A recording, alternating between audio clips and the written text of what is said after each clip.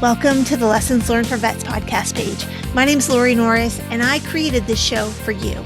I want this show to serve as a source of advice and guidance as you navigate the military transition path.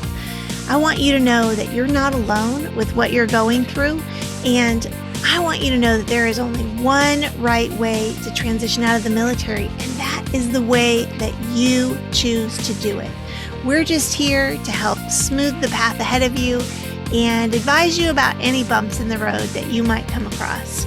So if you enjoy this video, please give us a like, subscribe to our page, and I encourage you to go to your favorite podcast provider and listen to the full episode of this show. You can also visit our website at www.ll4forvets.com. I promise you will get some great information. So if you haven't listened to the full episode with Amber yet, you've got to head over to your podcast provider and listen to the full episode. But we are here for this week's bonus question with Amber, and she is going to talk to us about some of the biggest mistakes that she made in her military transition. Maybe, I don't know, starting with the fact that you found out 2 weeks before you left that you were leaving, right? So, but tell us about some of your biggest mistakes that you made, Amber. I think probably the biggest mistake that I didn't start my preparation earlier. Usually when we start talking, let's just say somebody's on active duty, we tell them start preparing 2 to 3 years out. And ideally, you don't think about it, retirement or even getting out. Hey, you may get a promotion. Well, even if you get the promotion, start preparing, because you don't know what's going to happen. So if you prepare and then you get their promotion to decide to stay in, that's great. You still know about those resources that are happening, and you can continue to share with the folks out. I wish I knew about SkillBridge coming out. I wish I knew about, free LinkedIn. I did not know about that coming out initially. I wish I knew that there were military pathway programs, specifically with various companies who wanted to hire and train me before I went out and paid for something. I wish I would have known that I could reach back out to all these resources and ask, and nobody would look at me different. So that was probably the preparation, and honestly doing my VA claim when I was active duty. I waited 2 years until I was bad off enough where I said, okay, I finally have to go in, because I thought I was taking from somebody, and that's not how it works. Everybody served. It doesn't matter in what capacity. You served. And again, I tell people at the end of the day, if going to the VA helps keep you mentally and physically healthy and provides extra resources, whether it's monetarily or just health-wise, that's going to be more positive for you and your overall well-being, and going to make you more happy in whatever you choose to do next. So I would say, please do not hesitate to do that. Don't hesitate to advocate for yourself, to learn about it, to ask questions. And continue to just take care of your mental and physical health. So that was probably start earlier and make sure you do your VA claim.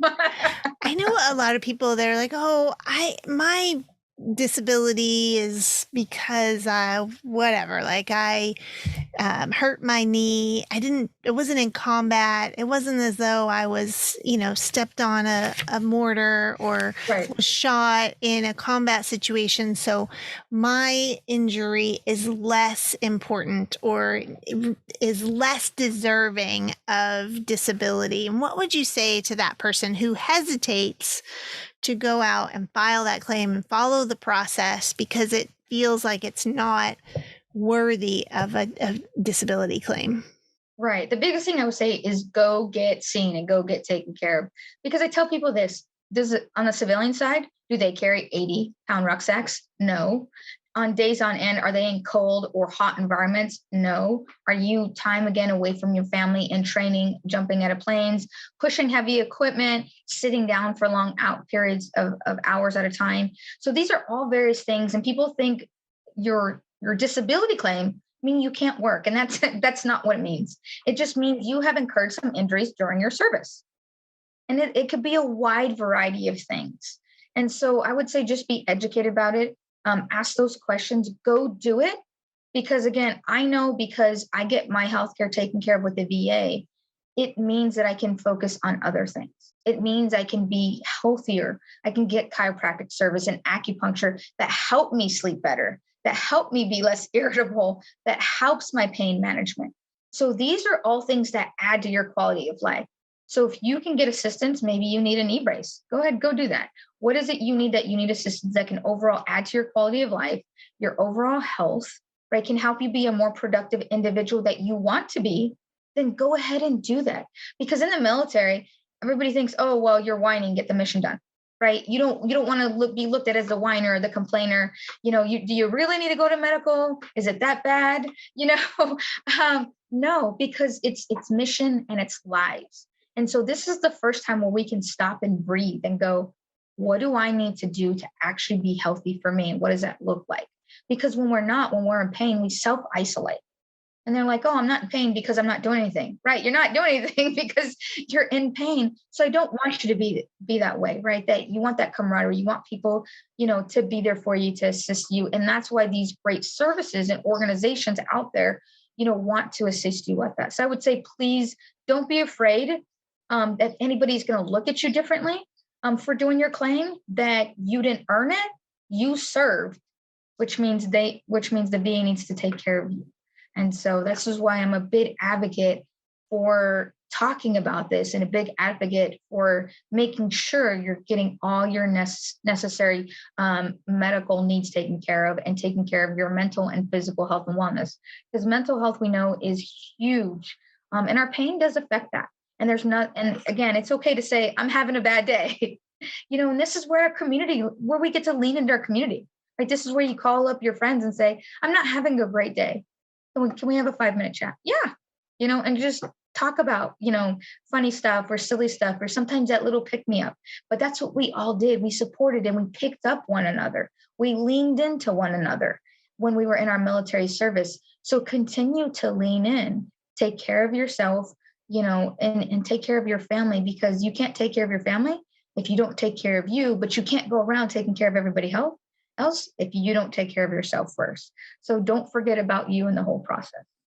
I don't think I can add anything more to that. We're done here. Thank you, Amber, for joining me on the show. Thank you so much, Lori. It's been a pleasure. I appreciate it. Hey, thank you for watching the video today. Have you subscribed to our channel yet? Did you leave us a comment? Have you listened to the full episode of the podcast on your favorite podcast provider?